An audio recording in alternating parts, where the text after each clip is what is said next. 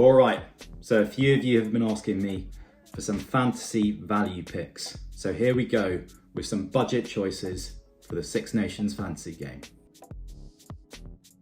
With 230 stars to spend and some highly priced premium fantasy assets likely to take up a very big chunk of your budget, it's absolutely crucial that you balance your team out with some value picks. Looking around the lower priced players, there's still a huge amount of value to be had. So today we're looking at 20 bargain options valued at 12 stars or less to allow you to spend big elsewhere on your team. These are the dark horses, these are the bolters, these are the under the radar picks. One big, very important point to note, not all of these guys will be starting. So it's crucial that you check the matchday squads before committing to your team. France and Wales will likely announce their squads on Wednesday this week, and then England, Ireland, Scotland and Italy will follow on Thursday. So quickly, before I go into the 12 stars or less bargains, I just want to flag two players in the back three who are both priced over 12 stars, but are also both massive value comparatively to some of the other back three players, where we see quite a few 20 and 19 star players. First up, in my opinion, one of the best value players in the game. It's Bielle-Biarrey. He's available for 15 stars. LBB had an outstanding autumn, kicking off with an impressive player of the match performance against Japan that resulted in 68 fantasy points.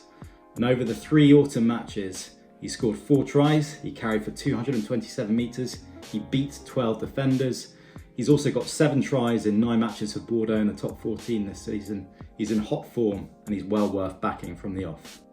This is especially with the news that Damien Penaud is now out for the opener against Wales. So LBB should see even more action. Next up is last season's Premiership top try scorer, Ollie Sleightholme.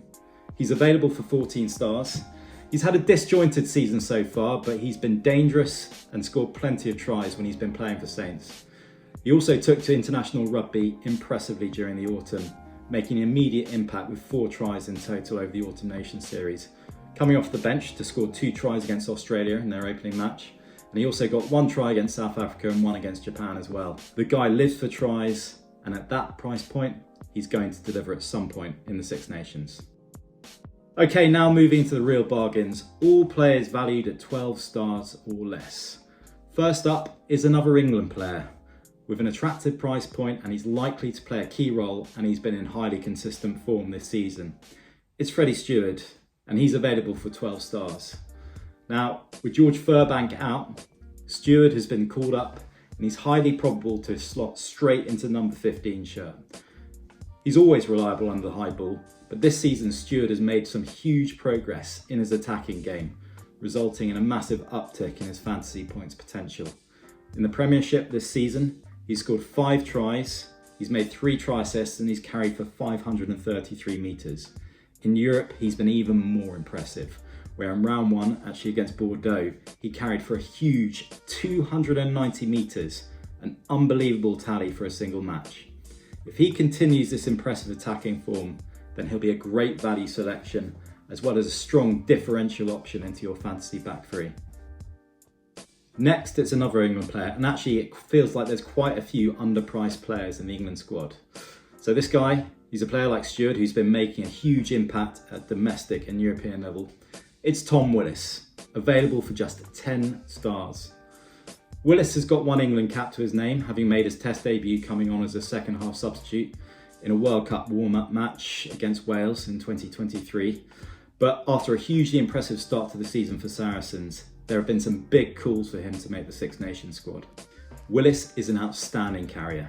In just 8 starts for Saracens this season, Willis has carried for 530 metres, scored 3 tries, made 2 try assists, beaten 51 defenders, won 8 turnovers, made 135 tackles and 15 offloads. If Willis can translate this kind of form to international level, then he will produce some elite fantasy scores. At 10 stars, he's an absolute bargain that will let you spend big elsewhere in your squad. One of the breakout stars of the 2024 Six Nations was the fly half Jack Crowley. Crowley scored highly in 2024, but in 2025, he has a genuine threat to his position in Sam Prendergast, who's also available for just 12 stars. Prendergast is an outstanding kicker and a talented playmaker, and if he gets the nod in the 10 shirt, he's a bargain route into the Ireland back line and will provide a good volume of kicking points if Ireland rack up some big wins. Last week, Scotland received some shocking news with their captain Sione Tuipulotu being ruled out for the entire Six Nations. And so, a gap has opened up at inside centre for Scotland. A prime candidate to fill that gap is Stafford McDowall. One of the cheapest players in the game at just 8 stars, McDowall is an imposing and powerful runner. His appearances have been limited for Glasgow this season, but in 4 club appearances, he's still recorded 2 assists, 4 turnovers won, and 29 tackles and 3 offloads as well. And in the past, he's also demonstrated a great try-scoring ability, including 9 tries in 19 matches for Glasgow in the 22-23 season.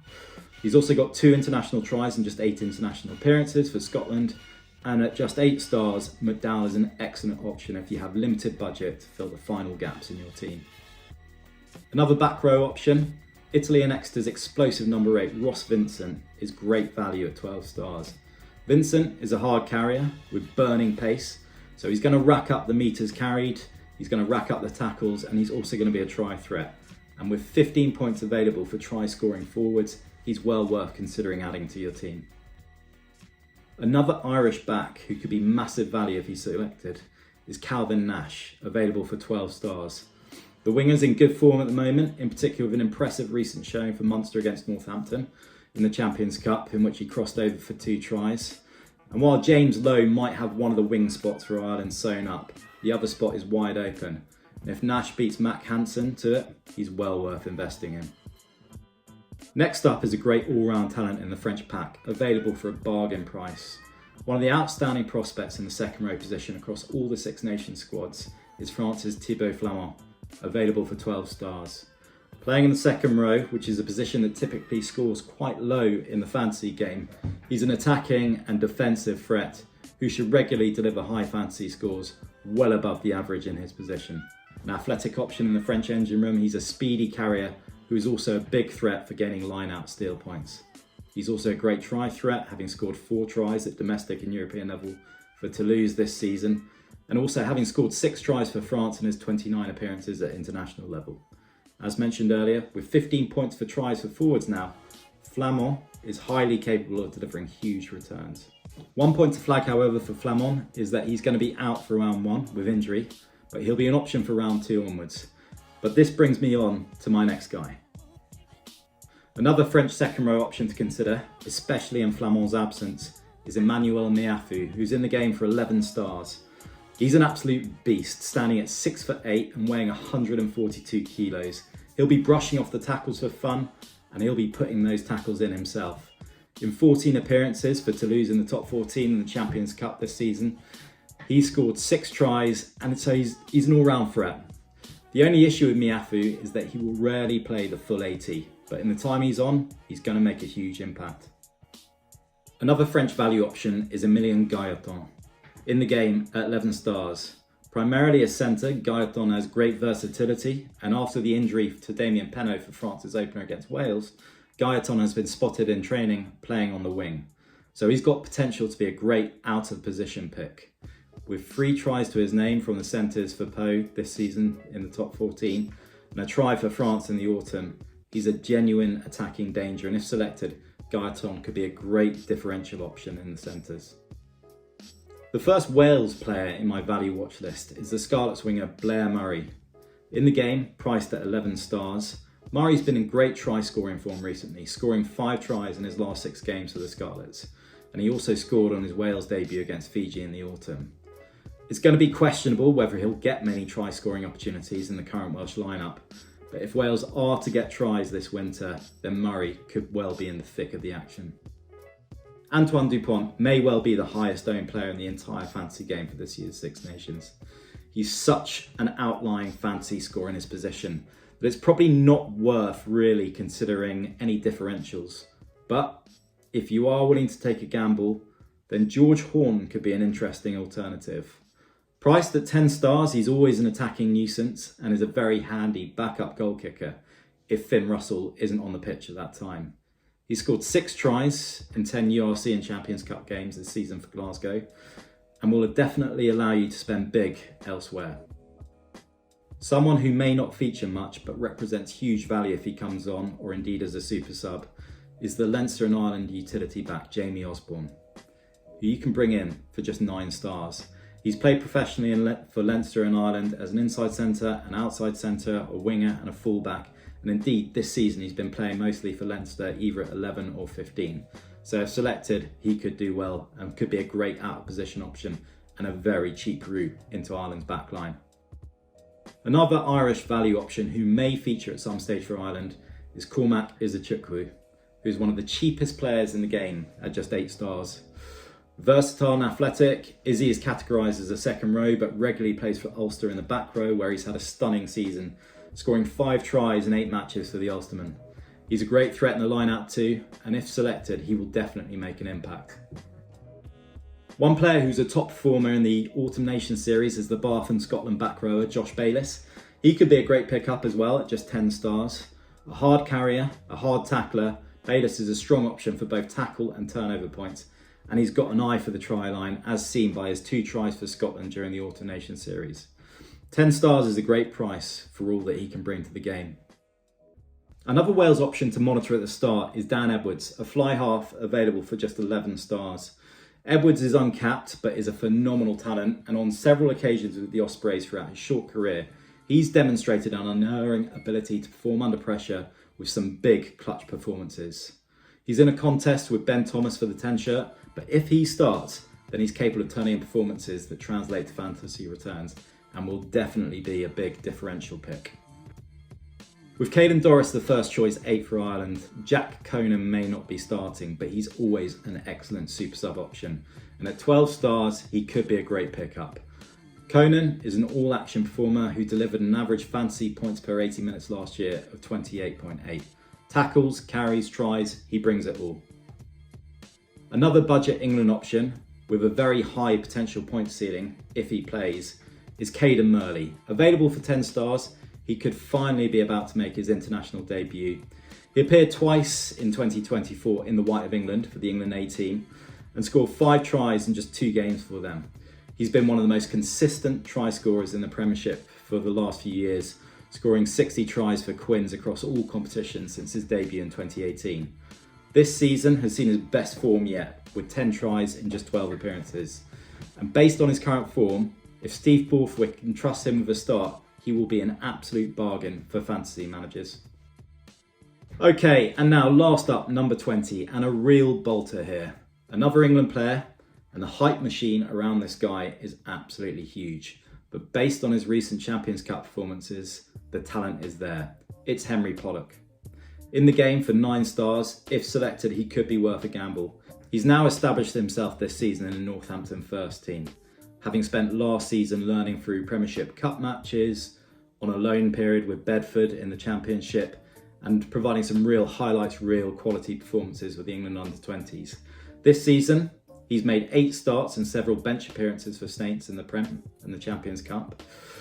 And he's visibly progressing with every appearance. He's not looked out of place at any level, and he genuinely looks the real deal.